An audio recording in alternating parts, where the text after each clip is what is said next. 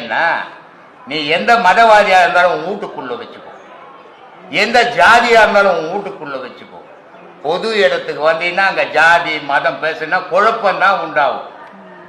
பொது நோக்கு ஓணும். அங்க இங்க இவ்வளோ பேர் ஆயிரக்கணக்கில் வந்திருக்கிறாங்க. இது வரைக்கும் நீ எந்த ஜாதி எந்த மதம் நான் யாரையும் இது வரைக்கும் என் வாழ்நாளில் கேட்டதே கிடையாது.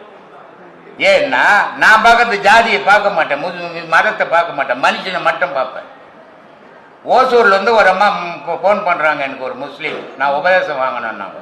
நான் சொன்னேன், நீ ஒரு பெண்ணா வந்தா உனக்கு உபதேசம் உண்டு, ஒரு மதமா வந்தீங்கன்னா கொடுக்க மாட்டேன்ட்டு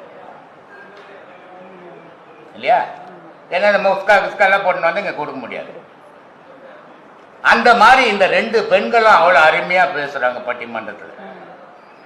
இது குரானை பத்தியும் பேசுது அந்த பொண்ணு, மகாபாரதத்தை பேசுது, ராமா. இந்த பொது நோக்கு வரணும், ஒவ்வொருத்தரும் மேடையில் பேசணும். நான் ஒரு முஸ்லீம் குரான் பத்தி தான் பேசுவேன், நான் ஒரு இந்துவை பத்தி தான் பேசுவேன், நான் ஒரு கிறிஸ்தவ. அப்படி பேசும்போது நீ வீட்டில் பேசணும், பொது இடத்துல பேச வேண்டிய அவசியம் கிடையாது. பொது இடத்துல அப்படி பேசணும்னா அது பிழப்பு.